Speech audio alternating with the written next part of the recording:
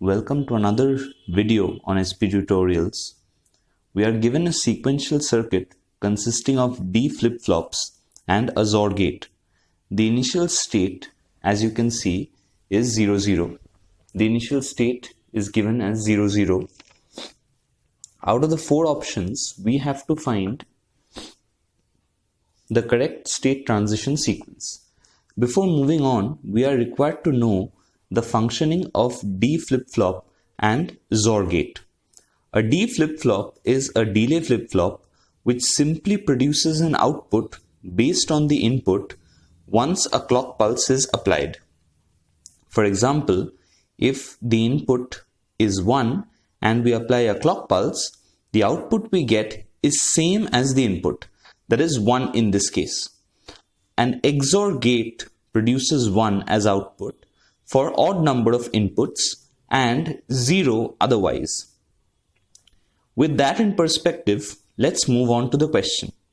I'll explain the output sequence with the help of a state transition table where Q0, Q1 denotes the present state and Q0N and Q1N will denote the next state. Also, keep in mind that this is a synchronous sequential circuit as the clock is applied to both flip-flops simultaneously. So let's start solving this question. What I'll do is I'll take the help of a state transition table. The state transition table will have Q0 and Q1, where Q0, Q1 denote the present state, and Q0N and Q1N denote the next state. So this is my PS, that is present state, and this is my NS, that is my next state, and the inputs that we have here, as you can see that this is a D flip-flop, so we have one input each for every flip-flop. So we have D0 for this flip-flop and D1 for this flip-flop. So these are my inputs, my present state and next state. Let's examine how the inputs and the outputs behave. As you can see, the initial state given to us is 0, 0. So the present state, we have to start with 0, 0. Now, what we have to see is we have to examine the circuit. Q0 is 0. As you can see, Q0 is 0. So here we have a 0 and Q1 is also 0. Okay. Now since Q0 is 0, Q0 bar happens to be 1. And Q0 bar, as you can see, is applied as input to D0, making the D0 input as 1. Similarly, Q1 happens to be 0 here. As a result, Q1 bar will be 1. And this 1 is fed as input to this XOR gate. Along with Q1 bar, we have Q0 as the other input of this XOR gate. And Q0 happens to be 0. And Q1 bar happens to be 1. So 1 XOR 0 will give me 1, which will be fed as input to D1, making D1 as 1. At this juncture, if I apply a clock pulse, what will happen is the input supplied at D0, which is 1, will be shown as output. And I'll get 1 here. And again, the input, that is D1, which is 1, will be shown as output. Q1N will be 1. I hope this is making sense to you. Now what we have to do is, we have seen that the next state is 1, 1. So since the next state is 1, 1, I have to examine what will happen if 1, 1 is my present state. If 1, 1 happens to be the present state, I'll again have to examine the inputs individually. Since Q0 is 1, Q0 bar will be 0, and this 0 is supplied as input to D0, making D0 0 in this case. Q1 bar will be 0 since Q1 is 1. Q1 bar is the complement of Q1, so Q1 bar will be 0, and this 0 is supplied as one of the inputs to this XOR gate. Now the other input is 1. 1 XOR 0 will give me 1, isn't it? See, Q0 is 1, Q0 is 1, and Q1 bar, Q1 is 1, Q1 bar will be 0, and 1 XOR 0 will give me a 1, and this 1 will be fed as input to D1.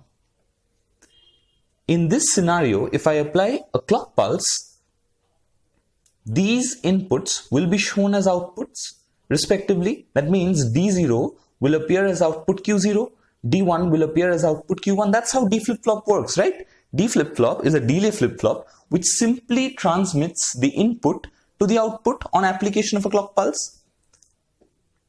We end up getting Q0 as 0 and Q1 as 1 in the next state column. For 0, 1 as the present state, we need to examine the next state. Q0 is 0, making Q0 bar, Q0 is 0, making Q0 bar 1. This 1 is fed as input to D0, making D0 as 1. Q1 is 1, Q1 bar is 0. This 0 is fed as input to the XOR gate, and Q0 we can see is now no longer 1 but 0. 0 XOR 0 happens to be 0 because for even number of ones we get output as 0. This 0 will be fed to D1, giving it a value of 0. On application of a clock pulse, these two values, that means D0 is 1, D1 is 0, these two values will simply be outputted. So D0 will be outputted to Q0, giving Q0n as 1, and D1, which is 0, will be outputted to Q1n, giving 0. We need to continue this till we get back one of these previous states. That means, see, every time for 0, 0, I've got 1, 1. For 1, 1, I've got 0, 1. For 0, 1, I've got 1, 0. I have got a new state on every occasion. Till the time I get back a previous state, I have to carry on this probe. For 1, 0, I have to examine, right? For 1, 0, what I have to do is I have to examine the output. Let's see what happens if 1, 0 becomes my present state. If 1, 0 is the present state, Q0 is 1, Q0 bar is 0. This 0 is fed as input to D0, making D0 as 0. Q1 is 0, Q1 bar is 1. This 1 is fed as input to this XOR gate. And Q0, as you can see, is 1. This is 1. 1 XOR 1 will give me 0 again, which will be input of D1. If I apply a clock pulse now, D0 will be shown as Q0n. As I get 0, D1 will be shown as Q1n, and I'll get 0 again. Now you can see that we have got back one of the states which we have already visited. For 0, 0, we got 1, 1. For 1, 1, we got 0, 1.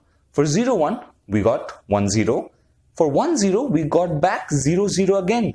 So we have completed a cycle.